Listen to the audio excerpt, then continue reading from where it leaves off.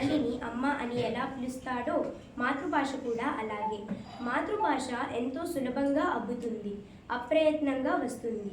మాతృభాషలో మాట్లాడేటప్పుడు కలిగే సంతృప్తి వేరే ఏ భాష మాట్లాడినా కలగదు. మన మాతృభాష కేవలం భావాలను వ్యక్తం చేయడానికి ఉపయోగించబడే ఒక సాధనమే కాదు, ఒక జాతి ఉనికిని, స్వభావాన్ని, సంస్కృతిని మనకు పరిచయం చేస్తుంది. తమ మాతృభాష కోసం నలుగురు బెంగాలీ యువకులు ప్రాణాలర్పించిన ఫిబ్రవరి 21నే మాతృభాష దినోత్సవంగా ప్రకటించారు ఐక్యరాజ్యసమితి. ఇంతటితో నా ఈ చిన్న ఉపన్యాసాన్ని ముగిస్తున్నాను. నమస్కారం, నా పేరు బినందిత. ముందుగా మీ అందరికీ అంతర్జాతీయ మాతృభాషా దినోత్సవం శుభాకాంక్షలు. తెలుగు అనే పదంలో ఎంతో మాధుర్యం ఉంది. తేనెలొలుకు భాష మన తెలుగు భాష, అమ్మదనం నిండిన కమ్మనైన భాష మన తెలుగు భాష.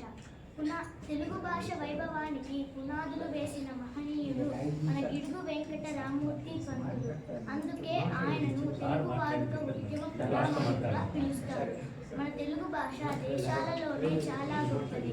అందుకే శ్రీకృష్ణ దేవరాయలు తన ఆముక్త మాల్యదలో దేశ భాషలందు తెలుగు లెస్స అని ఆంధ్ర మహావిష్ణువుచే చెప్పించాడు.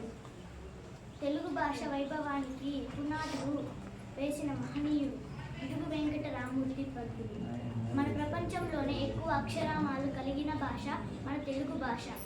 అమ్మ ప్రేమల స్వచ్ఛమైనది, చిన్నారి నవ్వుల్లా అచ్చమైనది, అమృతం కంటే తీయనైనది, అందమైన మన తెలుగు భాష. అమ్మ చేతిలో గోరు ముద్ద తెలుగు, రుచిరాగాల పాల ముద్ద తెలుగు, అమ్మ రూపమే భాష, అమృత జలపాతమే నా తెలుగు భాష. మన తెలుగు భాష, మాతృభాష గొప్పతనం గురించి ఎంత చెప్పినా తక్కువే. తెలుగు భాష తీయదనం, తెలుగు జాతి గొప్పతనం, తెలుసుకున్న వాళ్ళకి తెలుగే ఒక మూలధనం.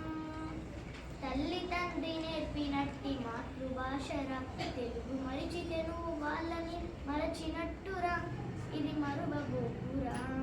తెలుగు భాష తీయదనం, తెలుగు జాతి గొప్పతనం, తెలుసుకున్న వాళ్ళకి తెలుగే ఒక మూలధనం. తల్లి తండ్రి నేర్పినట్టి మాతృభాషరా, తెలుగు మరిచితెను వాళ్ళని మరచినట్టురా, ఇది మరువబోకురా.